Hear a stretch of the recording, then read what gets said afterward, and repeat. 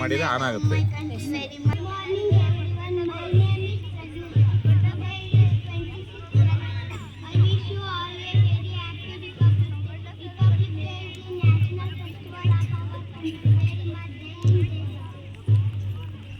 ದೈವಕ್ಕೆ ಶರಣು. ಎಲ್ಲರಿಗೂ ನನ್ನ ನಮಸ್ಕಾರಗಳು. ನನ್ನ ಹೆಸರು ಸಿಂಚನ. ಮಾನ್ಯ ಶಿಕ್ಷಕರೇ, ಗೌರವಾನ್ವಿತ ಮುಖ್ಯ ಅತಿಥಿಗಳೇ ಹಾಗೂ ನನ್ನ ಪ್ರಿಯ ಶಿಕ್ಷಕರೇ ಮತ್ತು ನನ್ನ ಪ್ರೀತಿಯ ದೇಶ ಬಾಂಧವರೇ ಹಾಗೂ ನನ್ನ ನೆಚ್ಚಿನ ಸಹಪಾಠಿಗಳೇ, ನಿಮ್ಮೆಲ್ಲರಿಗೂ ನನ್ನ ತುಂಬು ಹೃದಯದ ನಮಸ್ಕಾರಗಳು. ಇಂದು ನಾವು ಸಂಭ್ರಮದಿಂದ ಆಚರಿಸುತ್ತಿರುವ ಈ ದಿನದಂದು ಜನವರಿ 26 ನಮ್ಮ ದೇಶದ ಗಣರಾಜ್ಯೋತ್ಸವದ ಪವಿತ್ರ ದಿನ. 1950ರಲ್ಲಿ ಈ ದಿನವೇ ಭಾರತವು ತನ್ನದೇ ಆದ ಸಂವಿಧಾನವನ್ನು ಅಳವಡಿಸಿಕೊಂಡಿತ್ತು. ಸ್ವಾತಂತ್ರ್ಯದ ಜೊತೆಗೆ ಸ್ವಾಭಿಮಾನ, ಸಮಾನತೆ ಮತ್ತು ನ್ಯಾಯ ಎಂಬ ಮೌಲ್ಯಗಳನ್ನು ಭಾರತದ ಅಡಿಪಾಯವನ್ನಾಗಿ ಮಾಡಿತು.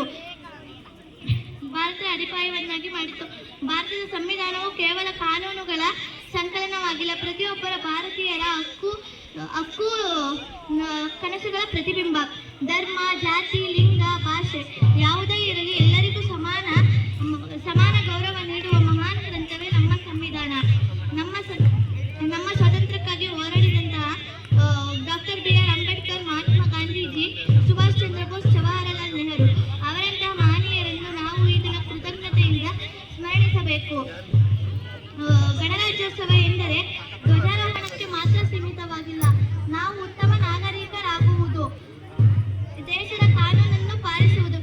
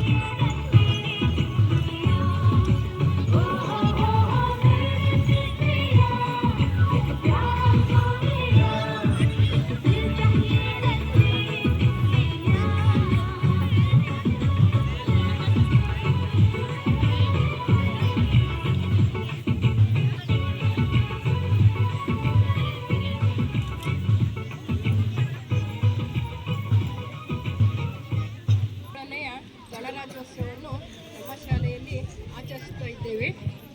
ಎಲ್ಲ ಪುಟಾಣಿ ಮಕ್ಕಳಿಗೂ ಕೂಡ ನನ್ನ ಗಣರಾಜ್ಯೋತ್ಸವದ ಶುಭಾಶಯಗಳನ್ನು ಕೋರುತ್ತಾ, ವೇದಿಕೆ ಮೇಲಿರ್ತಕ್ಕಂಥ ನಮ್ಮ ಮುಖ್ಯ ಶಿಕ್ಷಕ ಮಂಜಪ್ಪ ಸರ್ಗೂ ವಂದಿಸುತ್ತಾ, ಎಲ್ಲ ನಮ್ಮ ಶಾಲೆಯ ಸಿಬ್ಬಂದಿ ವರ್ಗದವರಿಗೂ ಕೂಡ ವಂದಿಸುತ್ತಾ, ಇಂದು ಗಣರಾಜ್ಯೋತ್ಸವವನ್ನು ಇಡೀ ವಿಶ್ವಾದ್ಯಂತನೇ ಆಚರಿಸ್ತಾನೆ ಮಾಡ್ತಾ ಇದ್ದೀವಿ ಸಂಭ್ರಮ ಸಡಗರದಿಂದ. ಇದು ನನ್ನ ಕೊನೆಯ ಗಣರಾಜ್ಯೋತ್ಸವ ಅಂತ ಅಂದ್ಕೊಂಡಿದ್ದೀನಿ. ಹಾಗಾಗಿ ಎರಡು ಮಾತಾಡಲೇಬೇಕು ಅಂತೇಳಿ ಒಂದೆರಡು ಮಾತಾಡ್ತಾ ಇದ್ದೀನಿ.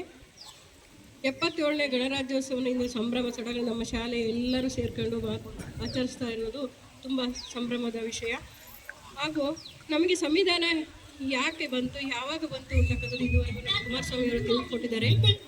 77ನೇದು ಇದು 1900 ಗಣರಾಜ್ಯೋತ್ಸವ ಆಚರಣೆ ಬಂದಿದ್ದು ಜನವರಿ 26, 1950ರಲ್ಲಿ ನಮಗೆ ಗಣರಾಜ್ಯೋತ್ಸವ ಅಂತೇಳಿ ಆಚರಣೆ ಬಂತು. ಅದಕ್ಕಿಂತ ಮುಂಚೆ ನಾವು 1947 ಆಗಸ್ಟ್ 15ರಂದು ಸ್ವಾತಂತ್ರ್ಯ ದಿನಾಚರಣೆ ಆಯಿತು. ಅದಕ್ಕೆಲ್ಲದಕ್ಕಿಂತ ಮುಂಚೆ ನಮ್ಮ ದೇಶವನ್ನು ಆಳ್ತಾ ಇದ್ದವರು ಬ್ರಿಟಿಷಿನವರು.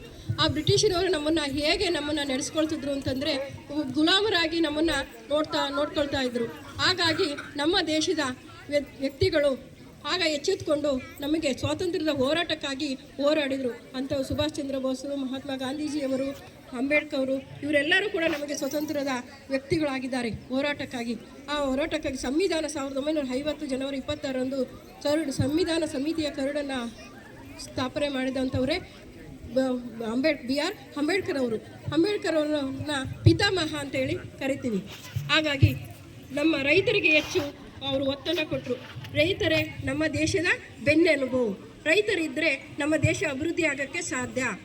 ನೋಡಿ, ಊಟಕ್ಕೂ ಕೂಡ ನಮಗೆ ಏನು ಬೇಕು, ರೈತರು ಅನ್ನ ಬೆಳೆದ್ರೆ ಮಾತ್ರ ನಮಗೆ ಅನ್ನ ಸಿಗುತ್ತೆ, ಇಲ್ಲ ಅಂದರೆ ಯಾವುದೇ ರೀತಿ ಅನ್ನ ಸಿಗಲ್ಲ. ದುಡ್ಡಿದ್ರೆ ನಾವು ಊಟ ಮಾಡೋಕ್ಕೆ ಬರುತ್ತಾ?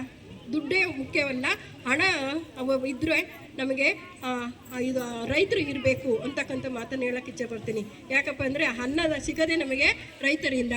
ಹಾಗಾಗಿ ಇಂಥದ್ದಕ್ಕೆ ಹೆಚ್ಚು ಒತ್ತು ಕೊಟ್ಟವರೇ ನಮ್ಮ ಪಿತಾಮಹ ಅಂಬೇಡ್ಕರ್ ಅವರು.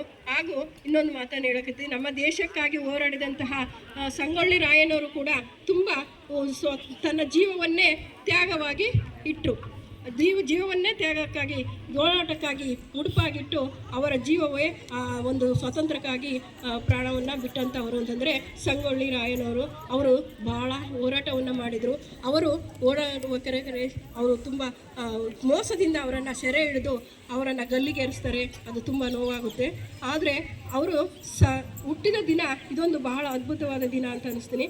ಅವರು ಹುಟ್ಟಿದ ದಿನ ಆಗಸ್ಟ್ 15ರಂದು ನಮಗೆ ಸ್ವಾತಂತ್ರ್ಯ ದಿನಾಚರಣೆ ಸಿಕ್ತು. ಹಾಗೂ ಅವರ ಮರಣದ ಹೊಂದಿದ ದಿವಸ ನಮಗೆ ಗಣರಾಜ್ಯೋತ್ಸವ ಸಿಕ್ತು. ಇದೊಂದು ಬಹಳ ಅದ್ಭುತವಾದ ದಿನ ಅಂತೇಳಿ ನಾನಾದರೂ ಭಾವಿಸ್ತೀನಿ. ಹಾಗಾಗಿ ನಮ್ಮ ಡಾಕ್ಟರ್ ಅಂಬೇಡ್ಕರ್ ಅವರು ನಮಗೆ ಮೂಲಭೂತ ಹಕ್ಕು, ಸಮಾನತೆ ಹಕ್ಕನ್ನು ದೊರಕಿಸಿಕೊಟ್ಟಂಥವರೇ ನಮ್ಮ ಅಂಬೇಡ್ಕರ್ ಅವರು. ಅವರನ್ನು ಇವತ್ತು ಕೂಡ ಇಡೀ ದೇಶಾದ್ಯಂತ ಎಲ್ಲರೂ ಕೂಡ ನಾವು ಸ್ಮರಣೆಯನ್ನು ಮಾಡ್ತಕ್ಕಂಥ ದಿನ ಅಂತೇಳಿ ನಾವು ದೇಶವನ್ನು ಗೌರವಿಸೋಣ. ನಾವು ಮಕ್ಕಳಿಗೆ, ಪುಟಾಣಿ ಮಕ್ಕಳಿಗೆ ಎಲ್ಲರಿಗೂ ವಂದಿಸುತ್ತಾ, ವೇದಿಕೆ ಮೇಲೆ ಎಲ್ಲರಿಗೂ ವಂದಿಸಿ ನನ್ನ ಎರಡು ಮಾತನ್ನು ಆಡೋಕ್ಕೆ ಅವಕಾಶ ಕೊಟ್ಟಂತೆ ಎಲ್ಲರಿಗೂ ವಂದಿಸುತ್ತಾ ಎರಡು ಮಾತನ್ನು ಮುಗಿಸ್ತೀನಿ.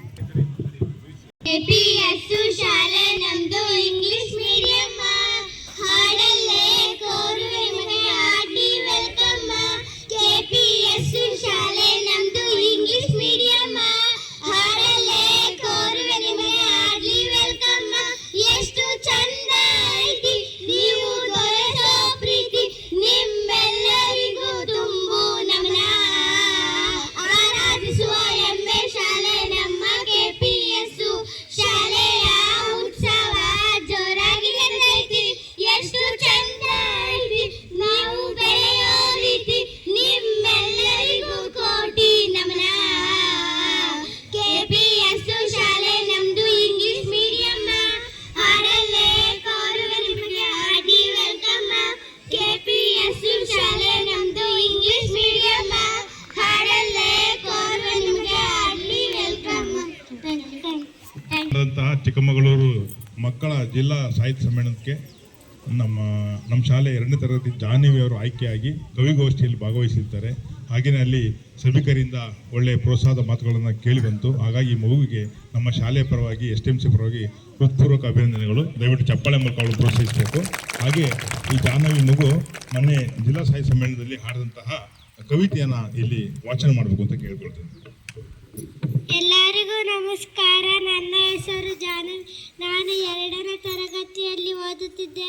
Karnataka public school Shivani. ನನ್ನ ಕವನದ ಶೀರ್ಷಿಕೆ ಅಜ್ಜಿ.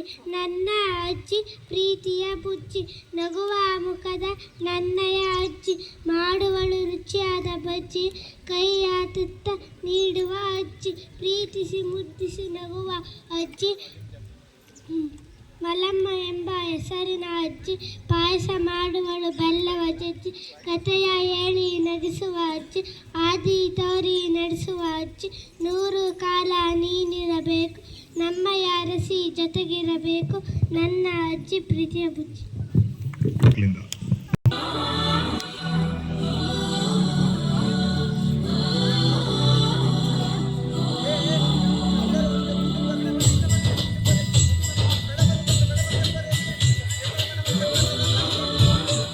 ಮಕ್ಕಳ ಕಡೆ ನಿಂತ್ಕೊಳ್ಳಿ,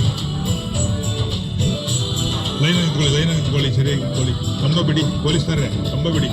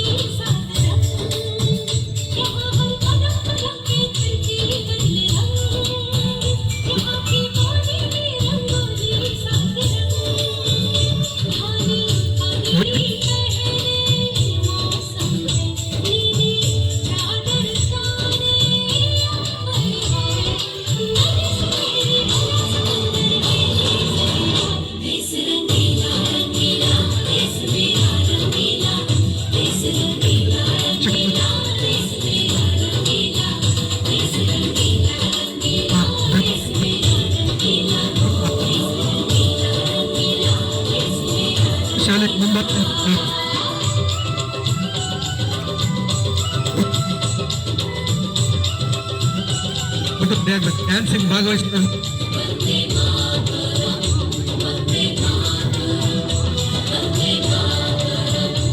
ಲೈನ್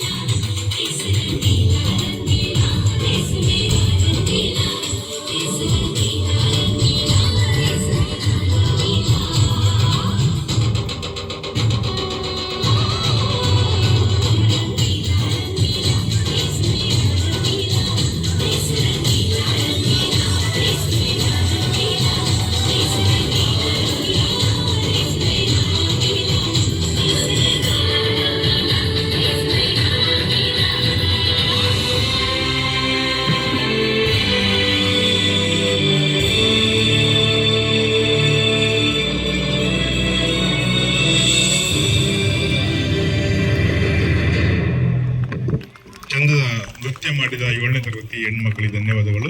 ಈಗ ಭಾಷಣ 6ನೇ ತರಗತಿ ಸನ್ನಿಧಿ ಅವರಿಂದ.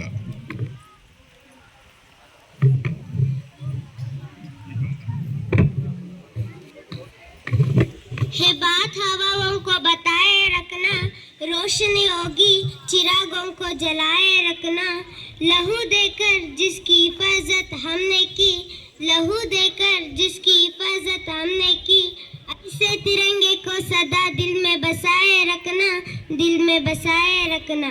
परम सम्माननीय अध्यक्षगण, अध्यक्ष महोदय और मेरे सम्माननीय शिक्षकगण और मेरे प्यारे साथियों, भाइयों, बहनों, विद्यार्थियों, मैं सन्निधि 6वीं कक्षा कर्नाटक पब्लिक स्कूल शिवनी में पढ़ रहा हूँ और मेरे तरफ से आप लोगों को गणतंत्र दिवस की हार्दिक शुभकामनाएं है। आज पूरा भारत आज़ादी जश्न मना रही है, जिसकी उपलक्ष्य में हम सब आज इस मंच में एकत्रित हुए, पर यह जो जश्न मनाने का मौका हमें मिला है ये यूं ही नहीं मिला। अंग्रेजों द्वारा लगभग 200 वर्षों तक हर भारतीयों के छाती पर जाने वाले तांडव की जंजीरों को विध्वंस करते रहे। सन 15 अगस्त 1947 को सोने की चिड़िया कहने वाली देश को आज़ाद मुक्त बनाया। मैं तहे दिल से धन्यवाद देता हूँ आप सभी श्रोतृगण का, जिन्होंने अपना बहुमुख्य समय निकाल और इस आज़ादी महोत्सव में शामिल होकर हमें और नन्हे मुन्ने बच्चों को प्रोत्साहित किया। आप सबको धन्यवाद।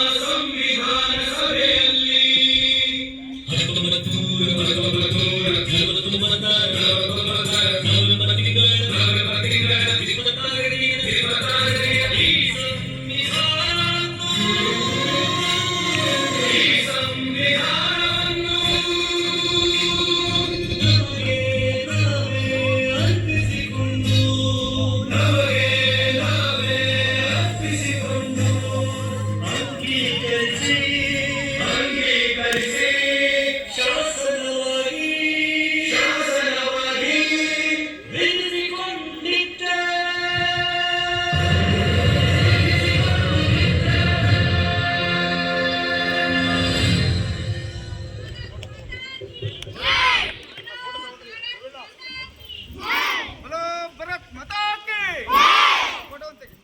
ರಂಗರಿ